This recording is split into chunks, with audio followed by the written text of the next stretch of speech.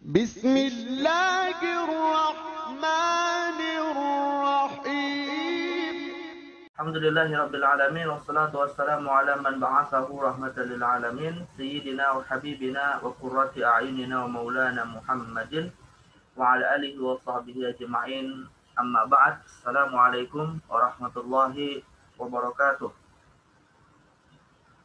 Waalaikumsalam warahmatullahi wabarakatuh. Alhamdulillah, نشكر الله عز وجل حيث أننا يمكننا أن نلتقي مرة أخرى في هذه الجلسة وفي هذا الفصل المبارك، حيث أننا كذلك سنواصل إن شاء الله دراستنا في مادة الدراسة في كتب التفسير من خلال القراءة على كتاب التفسير والمفسرون للشيخ محمد حسين الذهبي رحمه الله تعالى. واليوم إن شاء الله سنبدأ في قراءة المباحث التي تتعلق بالمراحل التفسيرية. بعد أن أخذنا في اللقاء السابق بعض المقدمات التي تتعلق بالتفسير والتأويل والترجمة. Jadi insyaallah hari ini kita akan membahas al-bab ats-tsani min maqasid kitab at-tafsir wal mufassirin ya. Jadi bab utama dalam kajian kitab At-Tafsir wal Mufassirun karya Syekh Az-Zahabi. Seperti yang sudah saya sampaikan bahwa kitab ini paling tidak ada dua bab utama. Pertama adalah muqaddimat yang sudah kita bahas seputar tafsir, takwil dan tarjamah. Dan yang kedua adalah maqasidnya atau tema utamanya, yaitu masalah marahilut tafsir ya alladzi qassamaha ila salasati marahil. Ya, yang Syekh Muhammad Husain Az-Zahabi bagi menjadi 3 marhalah ya atau 3 fase penyusunan atau 3 fase proses sejarah penyusunan kitab-kitab tafsir Al-Qur'an ya. Al-marhalatul ula marhalatun nabi wa ashabi. Wal marhalatul ats-tsaniyah marhalatut tabi'in wal marhalah ats-tsalitsah marhalatut tadwin. ثم قسم بعد ذلك مرحلة التدوين إلى قسمين ya. القسم الأول في التفاسير بالمأثور والقسم الثاني في التفاسير بالرأي ya. والقسم الثاني من التفاسير بالرأي قسمه كذلك إلى قسمين التفسير بالرأي الجائز والتفسير بالرأي غير الجائز atau التفسير بالرأي المذموم. وفي هذا المستوى المقرر كما قد عرفتنا إلى آخر مباحث التفسير بالمأثور. إذن ستأخذنا بقية المباحث يعني المرحلة الأولى للتفسير في عهد النبي والصحابة، والمرحلة الثانية في عهد التابعين، والمرحلة الثالثة في عهد التدوين، خاصة ما تتعلق بالتفسير بالمأثور. Jadi kurang lebih kita akan membahas sekitar 4 pembahasan lagi ya di dalam studi naskah tafsir untuk mustawa yang kelima ini. Pertama adalah marhalah tafsir di masa Nabi dan sahabat, kedua marhalah tafsir di masa tabi'in, ketiga marhalah tafsir di masa tadwin, dan yang keempat khususnya adalah kajian atas tafsir-tafsir bil ma'thur. Nah, ini 4 pembahasan yang insyaallah akan kita selesaikan hingga menjelang UAS insyaallah. Baik. Al-an sana'khudh al-marhalah al-ula fi at-tafsir yakni at-tafsir fi ahdi an-nabi sallallahu alaihi wasallam wa ashabihi. Tafsir fi ahdi an-nabi sallallahu alaihi wasallam wa ashabihi.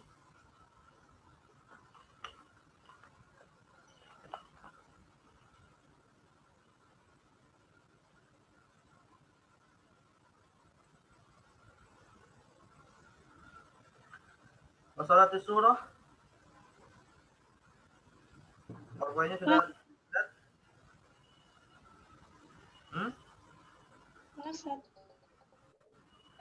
Baik.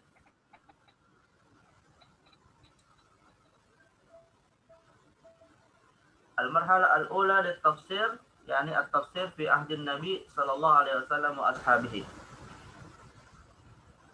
Wa fi hadha al-mabahas yatanawalu بعض المطالب أو يتناول بعض الأشياء التي تتعلق بهذه المرحلة. أنا ألخص لكنا بعض هذه الأشياء من خلال kitab at-tafsir mufassirun. Jadi kita tidak baca semua kitab tafsir mufassirun, saya ringkaskan saja beberapa hal yang menjadi poin penting dalam kajian Syekh Az-Zahabi terhadap fase pertama ya dalam tafsir Al-Quran, yaitu tafsir pada masa Nabi dan para sahabat. Illa kecuali nanti ketika kita akan membaca beberapa hal yang menjadi beberapa kajian penting yang cukup harus kita ketahui ya, misalnya seperti Al-Mufassiruna minas Sahabah, nanti kita baca dari kitabnya Syekh Az-Zahabi langsung, dan juga Al-Mufassiruna terkait dengan Israiliyat, nanti juga akan kita baca ya sumber-sumber Israiliyat dan seterusnya dari kitab beliau. Tapi secara umum kita akan menggunakan PowerPoint untuk mendapatkan ringkasan saja dari kitab at-tafsir mufassirun ya, agar lebih mudah memahami poin-poin penting dari kitab ini. Baik, at-tafsir fi ahdin Nabi sallallahu alaihi wasallam wa ashabihi ya. Al-mas'alatul ula, kaifa suratu fahmin Nabi sallallahu alaihi wasallam was sahabah lil Quran. Masalah yang pertama terkait dengan fase tafsir di masa Nabi dan sahabat adalah tentang bagaimana bentuk ya pemahaman Nabi SAW dan juga para sahabat terkait dengan ayat-ayat Al-Quran. Ya. Dan fi hadhihi al-marhalah yakunu mihwaruhu atau mihwaruha fi amrayn, yakni fi fahmin Nabi SAW lil Quran wa fi fahmi sahabah lil Quran. Nah, kita fokuskan dalam dua pemahaman yaitu pemahaman Nabi dan para sahabat. Ma farqu baina fahmin Nabi sallallahu alaihi wasallam wa baina fahmi sahabah lil Quran ya. Fa fahmun Nabi sallallahu alaihi wasallam lil Quran jumlatan wa tafsilan. Ya, jumlatan wa tafsilan. Jadi pemahaman Rasulullah terhadap ayat-ayat Al-Quran yang turun kepadanya itu tentunya bersifat jumlatan wa tafsilan, bisa bersifat global atau bisa bersifat tafsil, bersifat terperinci. Artinya tidak ada satupun ayat yang luput dari pemahaman Nabi Shallallahu Alaihi Wasallam. Ya, limadza ittaqaffalallahu ta'ala lahu bil hifdzi wal bayan. Karena Nabi SAW itu ya memang salah satu tugas beliau sebagai seorang rasul adalah untuk menjelaskan kandungan dari Al-Quran, gitu ya. Nah, maka otomatis sesuatu yang menjadi konsekuensinya tidaklah mungkin Nabi kemudian tidak memahami kandungan Al-Quran jumlatan wa tafsilan, apakah secara global ataupun secara terperinci. Nah, jadi bentuk pemahaman Nabi terhadap Al-Quran itu sifatnya sempurna, ya, perfect, gitu ya. Tidak ada sedikit pun yang tidak dipahami oleh Nabi Sallallahu Alaihi Wasallam. Karena itu bagian dari sifat Nabi, yaitu sifat Nabi fatanah, yang harus bisa menjelaskan apa yang menjadi kewajiban beliau sebagai Rasul. Wadalil ala hadzal faham ya ba'd al-ayat minha qauluhu sallallahu alaihi wasallam fi surah Ibrahim wa ma arsalna min rasulin illa bilisani qaumihi liyubayyana lahum. Ya, jadi Allah tegaskan bahwa Rasulullah itu atau seorang rasul itu tidak ada diutus kecuali dengan lisan kaumnya, ya, untuk dalam rangka agar liyubayyana lahum, menjelaskan apa yang menjadi risalah yang akan disampaikan kepada mereka. Ya, juga dalam soal Qiyamah ayat 17 dan 19 Allah mengatakan inna alaina jam'ahu wa qur'ana fa idza qara'nahu fattabi' qur'ana thumma inna alaina bayanah. Nah, lalu kemudian pemahaman terhadap ayat Al-Qur'an yang ada pada Nabi jumlatan wa tafsilan ini juga didukung oleh wahyu Allah, gitu. Artinya Rasulullah ketika menjelaskan Al-Qur'an, ya tentu penjelasan beliau bukan Al-Qur'an, ya. Penjelasan beliau kita sebut dengan istilah sunnah. Tapi Nabi Shallallahu Alaihi Wasallam juga didukung oleh sunnah yang merupakan bagian dari wahyu itu sendiri. Sebab Allah mengatakan dalam Al-Qiyamah ayat 19, ya, setelah menjelaskan tentang Al-Quran yang diturunkan kepada beliau, inna alaina bayanah. Sesungguhnya pada kami inilah ya penjelasannya. Artinya penjelasan Al-Quran itu pun bagian dari wahyu. Nah, maka Rasulullah SAW ini apapun yang beliau sampaikan hakikatnya adalah wahyu, apakah wujudnya Al-Quran atau wujudnya adalah sunnah Nabi Shallallahu Alaihi Wasallam, dan dua-duanya wahyu ya, karena ini didasarkan juga dasarkan ayat yang lain, wa ma yantiqu 'anil hawa in huwa illa wahyu yuha. Nah, idzan an-nabiy sallallahu alaihi wasallam yafahimal Qur'an jumlatan wa tafsilan ya, di anna Allah taala takaffalahu bil hifdzi wal bayan. Baik, takaffala lahu bil hifdzi wal bayan. Jadi bukan hanya dijaga Al-Qur'an ini, tapi penjelasan Al-Qur'an yang datang dari Nabi pun itu dijaga oleh Allah Subhanahu wa taala, dan bahkan kemudian dibebankan kepada dirinya, inna alaina bayana. Baik, hadza huwa fahmun Nabi. Wal farqu baina fahmin Nabi sallallahu alaihi wasallam wa fahmis sahabah. Amma fahmus sahabah lil Qur'an jumlatan la tafsilan. Ya. Adapun pemahaman sahabat terhadap Al-Qur'an yang diturunkan kepada Nabi, lalu mereka imani, lalu mereka mendengarkan apa yang disampaikan oleh Nabi dari ayat-ayat tersebut, maka ini sifatnya jumlatan la tafsilan, hanya bersifat global saja. Ya, alasannya kenapa kemudian hanya jumlatan saja? Ya karena ya itu tadi, Al-Qur'an itu bil lughal arabiyyah wa hum min fusaha'il arab. Ya, as-sahabah min fusaha'il arab. Jadi para sahabat ini adalah orang-orang yang fasih dalam bahasanya, dan dengan fitrah atau saliqah lughawiyahnya, dengan fitrah keahlian dalam bahasa Arab mereka yang belum tercampuri dengan bahasa-bahasa yang lain, maka secara umum ketika Al-Quran itu turun kepada mereka, mereka paham. Dan bahkan bukan hanya sahabat, ya, bahkan bukan hanya sahabat saja yang paham kandungan Al-Quran jumlatan, bahkan orang-orang yang mengingkari Al-Quran pun, ya, dari kalangan orang-orang kafir yang hidup bersama Nabi saat itu juga pada dasarnya paham terhadap ayat-ayat Al-Quran. Nah, bedanya ada di antara mereka yang kemudian menerimanya dan kemudian menjadi muslim, ya, dan ada yang kemudian jahidan bihi, kemudian ada yang menentangnya karena faktor-faktor tertentu, akhirnya termasuk dikategorikan orang-orang yang ingkar. Ya, tetapi pada dasarnya mereka ketika mendengar Al-Quran dan akan turun bilisanin Arabiyyin mubin, ya, turun dengan bahasa Arab yang jelas, ya, tidak ada yang luput dari pemahaman mereka secara global. Tapi la tafsilan, hanya saja tidak bersifat terperinci sebagaimana pemahaman Nabi. Ya. Artinya globalnya mereka paham, tapi rinciannya belum tentu mereka memahaminya. Kenapa? Li'annahum la budda minan nazari warruju'i ila Nabi sallallahu alaihi wasallam. Sebab para sahabat itu ya dituntut untuk kemudian melakukan ijtihad, an-nazar, ya, melakukan usaha untuk memahaminya sebagai bagian dari ibadah, dan juga karena Nabi sallallahu alaihi wasallam ya'ishu fi ma bainahum farruju' ila Nabi min wajibatihim kadzalik. Karena Nabi juga masih hidup pada masa saat itu, ya, maka otomatis untuk hal-hal yang sifatnya terperinci ini mereka dengan mudah merujuk kepada Nabi untuk Nabi menjelaskan kepada mereka secara tafsil. Nah, jadi al-farqu idzan baina fahmin Nabi sallallahu alaihi wasallam wa baina fahmi sahabah anna Nabi sallallahu alaihi wasallam yafhamul Qur'an ya tafsilan wa sahabah la yafhamuhu tafsilan walakin yafhamul Qur'an jumlatan. Hadza huwa al-farqu baina fahmin Nabi wa fahmis sahabah. Ya. Wa su'al mad dalil ala anna sahabata yafhamuna al-Qur'an jumlatan la tafsilan. Ya, wa dalil ala dzalika anna fahmas sahabah lil Qur'an yatafawat. Ya. Ya, tafawut as-sahabah fi fahmil Qur'an hadza dalilun min adillati adami fahmi sahabah lil Qur'ani tafsilan. Ya.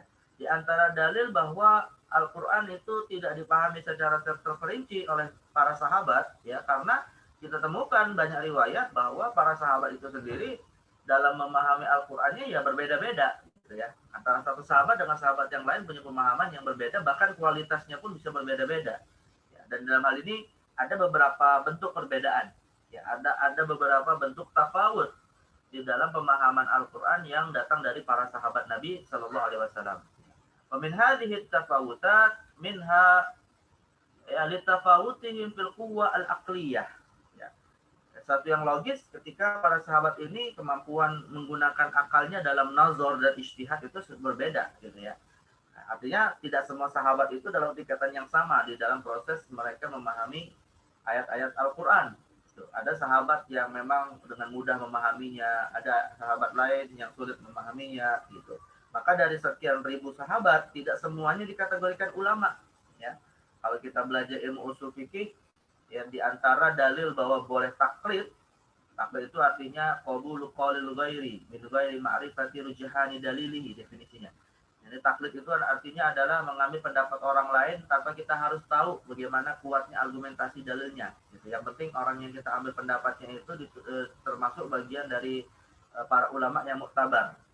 Nah, para ulama dalam kajian ilmu usul fikih mengatakan di antara legitimasi atau di antara dalil-dalil syar'i yang menetapkan kebolehan taklid dalam masalah-masalah furu'iyah adalah ijma'us sahabah.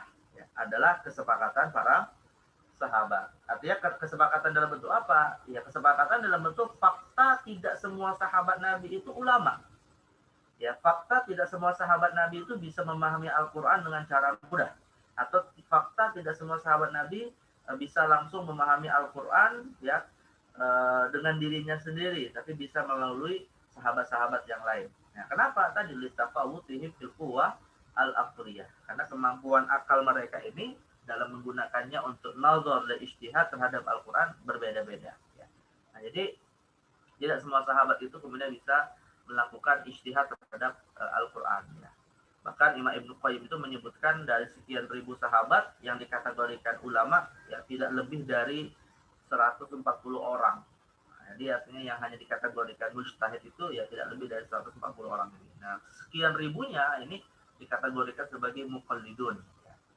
Baik, hadza huwa at-tafawut atau sababut tafawut al-awwal ya. Wasani litafawutihim fi ma'rifati ma ahata bil Qur'an min dzurufin wa mulabasat.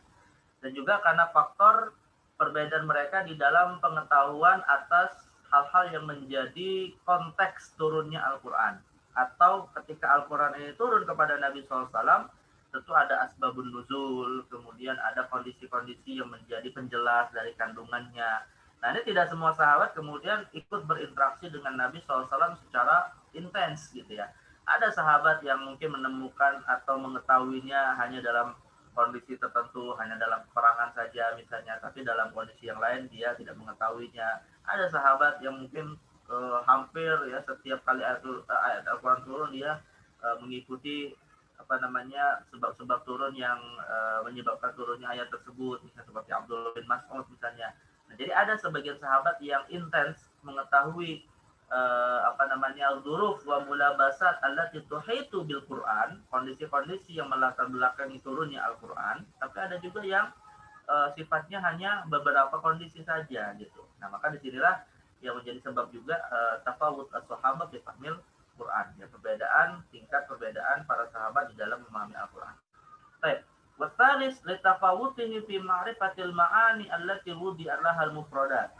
Begitu juga bisa dijadikan sebagai sebab perbedaan pemahaman para sahabat di dalam penguasaan mereka atas makna-makna yang dikandung dalam mufradat ayatil Quran.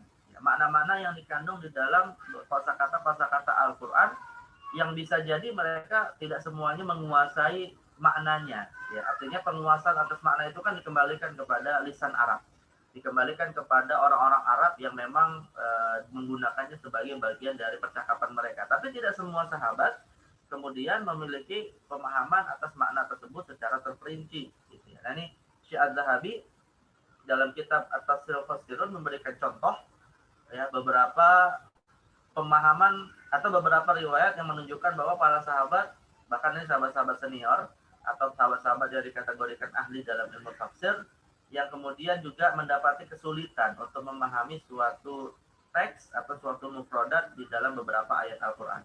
Nah, di antaranya akhraja Abu Ubaidah fil Fadail an Anas.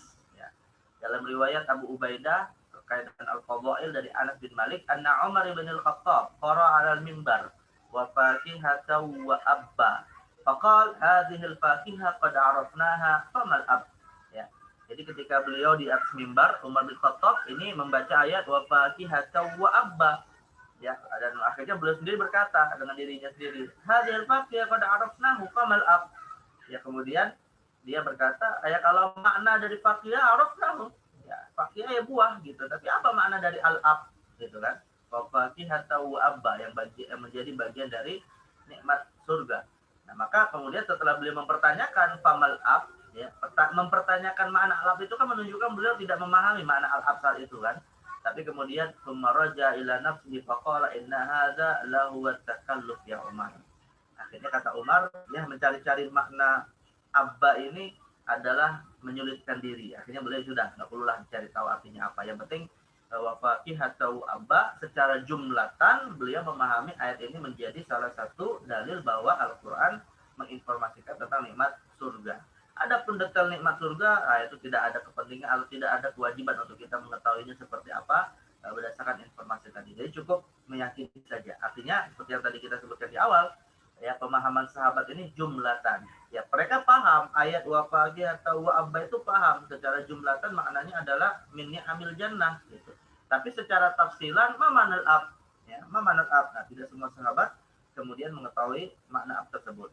Nah, ini contoh bahwa ma'ani min mufradatil Quran ya yatafawatu fahmum fi hadhil ma'ani gitu ya. Ini menunjukkan para sahabat pemahamannya atas makna-makna mufradatnya tidak sama.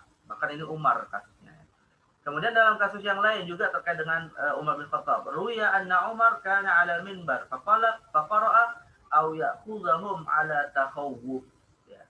Aw ya'khudhahum 'ala takhawwuf. Jadi beliau membaca surah An-Nahl dan di situ beliau mendapati ayat au ya'khudhahum 'ala takhawufin tsumma sa'ala an ma'na takhawuf. Lalu kemudian beliau bertanya kepada para sahabat yang ada di sekitarnya, apa makna takhawuf? Nah, ini kan isyarat juga bahwa Umar bin Khattab ya kita kenal sebagai sahabat yang intens menemani Nabi SAW pun akhirnya bertanya kepada sahabat tentang makna takhawuf yang tidak beliau ketahui. Faqala rajulun min Huzail at-takhawuf indana at-tanaqqus. Maka ada seorang sahabat dari suku Huzail yang memberikan jawaban bahwa at-takhawuf maknanya at-tanaqqus. Ya, at-tanaqqus. Au ya'khudhahum 'ala takhawufin au ya'khudhahum 'ala tanaqqusin. Baik. Nah, ini contoh yang kedua. Contoh yang ketiga, marwahul Bukhari anna Adi ibn Hatim lam yafham makna qaulihi ta'ala wa kulu washrabu hatta yatabayyana lakumul khaytul abyad minal khaytil aswad minal fajr. Ya, dalam soal Baqarah 187. Jadi Imam Bukhari meriwayatkan ada sahabat Nabi namanya Adi bin Hatim. Nah, ketika membaca ayat ini, ya beliau tidak memahami dalam arti tidak tahu hakikat makna dari wa kulu washrabu hatta yatabayyana lakumul khaytul abyad minal khaytil aswad minal fajr. Ya wa balagha min amrihi an akhadha iqalan abyad iqalan aswad. Sampai-sampai gara-gara beliau tidak memahami maknanya hakikat, ya beliau hanya memahaminya secara zahir saja ya. Artinya ya zahirnya khayt itu kan benang gitu kan. Akhirnya beliau mengambil benang putih dan benang hitam. Ya falam makana ba'dul lail nazar ilaihima, dan ketika malam sudah mau menjelang subuh nazar ilaihima falam yastabina, beliau melihat dua benang tadi dan tidak tampak mana yang putih mana yang hitam ya, karena gelapnya malam saat itu gitu kan. Jadi sampai seperti itunya beliau memahami makna hatta yatabayyana lakumul khaytul abyad minal khaytil aswad. Jadi kalau misalnya lam yatabayyan berarti ya belum masuk waktu untuk mulai berpuasa gitu. Nah, hingga akhirnya falamma asbaha akhbar rasulu bi sya'nihi fa'arrada bi qillati fahmi wa afhamahul murad ya. Lantas kemudian beliau bertanya kepada Rasul dan Rasulullah juga menjelaskan kepadanya kesalahan pemahamannya dan akhirnya menjelaskan maknanya, yaitu maksudnya adalah waktu fajar ya, sebagai masa awal waktu awal untuk kemudian mulainya berpuasa. Jadi bukan maknanya adalah berdua benang gitu. Yang dimaksud dengan benang putih itu adalah waktu fajar, yang itu gambarannya seperti benang yang muncul di ufuk gitu, dan yang disebut dengan al-khaytul aswad itu adalah gelapnya malam. Nah, jadi ini menunjukkan sahabat Adi bin Abi Hatim saja itu tidak sampai langsung bisa memahami hakikat dari Al-Baqarah 187 ini.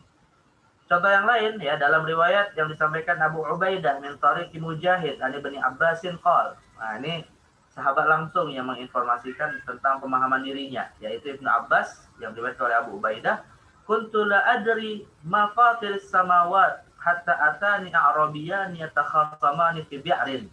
Ya, sebelumnya dulu aku tidak tahu apa sih makna dari fatir dalam surat Fatir yang awal, Allahu fatir samawati wal ardi seterusnya ya. Hingga datanglah dua orang Arab Badui yang mereka ini yatakhasamani fi bi'rin.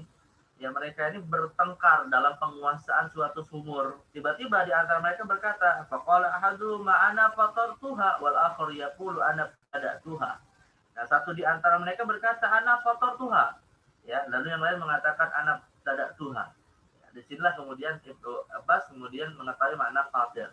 Ya, jadi fatir itu dari pernyataan "Ana fatar Tuhan", beliau mendapatkan informasi bahwa yang dimaksud fatar Tuhan itu adalah menciptakan atau membuat sesuatu sebelum atau membuat sesuatu tanpa ada contoh sebelumnya. Artinya orang yang pertama ini mengklaim bahwa dialah yang kemudian pertama kali menggali sumur itu, sebelumnya adalah berupa tanah gitu. Sedangkan orang yang kedua, anak tadak Tuhan, dia menemukan, artinya sudah ada sumur tapi kemudian dia menemukan ya sumur yang tidak lagi terpakai menurut persepsinya gitu. Maka yang lebih kuat adalah pernyataan anak faktor Tuhan, karena dia mengklaim sebelum jadi sumur dia yang menggali. Artinya makna fatiris samawati wal ard, Allah punya sifat fatir, itu maksudnya adalah Allah menciptakan langit dan bumi ini yang sebelumnya tidak ada, dari ketiadaan menjadi ada gitu. Jadi bukan sesuatu yang sudah ada, seperti kita manusia diciptakan oleh Allah ya dari dari manusia yang lain gitu kan. Dalam surah An-Nisa disebutkan bahwa manusia dalam surat Al-Hujurat disebutkan ya ayyuhan nas inna khalaqnakum min dzakarin wa untha wa ja'alnakum syu'uban wa qabaila lita'arafu. Ya, kita diciptakan ini bukan dengan istilah fatir, tapi diistilahkan dengan khalaq ya, karena kita diciptakan dari manusia yang sudah ada sebelumnya. Tapi kalau Adam alaihissalam, nah itu maka beliau diciptakan dari sesuatu yang tiada menjadi ada, maka disebut dengan fatir. Nah itu bedanya antara fatir dengan khaliq ya. Nah, maka Ibn Abbas ya mendapatkan jawaban tentang makna fatir ini malah dari orang-orang Arab Badui yang ya sebenarnya bukan ahli tafsir, tapi karena mereka paham dengan makna-makna lisan Arab mereka, akhirnya mereka bisa menjelaskan atau memberikan jawaban terhadap Ibn Abbas. Baik, ini beberapa contoh ya bentuk tafawud fi ma'rifati as-sahaba lil ma'ani allati wudi'at lahal mufradat fil Qur'an. Wal akhir li tafawutihi fi mulazamatin Nabi sallallahu alaihi wasallam wal wuquf minhu. Juga perbedaan pemahaman sahabat muncul disebabkan karena intensitas kedekatan mereka dengan Rasul. Ada yang dekat dengan Nabi seperti keluarga beliau, ada yang mungkin pertemunya hanya beberapa kali saja. Itu tuh antara yang sering bertemu dengan yang beberapa kali bertemu berbeda pemahaman mereka terhadap Al-Qur'an yang ayatul Qur'an allati nazala min indillah ila Nabi sallallahu alaihi wasallam. Jadi itu juga menyebabkan para sahabat punya pemahaman yang berbeda. Intinya bentuk-bentuk tafawud fahmi sahabat ini tadi menunjukkan bahwa mereka ini tidaklah memahami Al-Quran tafsilan, tidaklah mereka memahami Al-Quran secara terperinci gitu ya, karena mereka kemampuan di dalam memahaminya berbeda-beda. Maka otomatis ketika mereka mendapatkan kesulitan dan kebingungan untuk memahami suatu ayat, ya ada dua hal yang mereka lakukan saat itu, paling tidak yang menjadi hal utama, walaupun nanti akan kita baca dalam masdarut tafsir di ahdi Nabi wa sahabat itu ada 4 sumber gitu. Tapi paling tidak ada 2 sumber utama yang mereka lakukan, yaitu adalah ijtihad dan yang kedua adalah ar-rujuk ila Nabi sallallahu alaihi wasallam. Nah, inilah 2 bentuk pemahaman terhadap Al-Qur'an binisbah ila Nabi sallallahu alaihi wasallam wa binisbati ila as-sahabah ridwanullah alaihim. Baik, ya thalibat,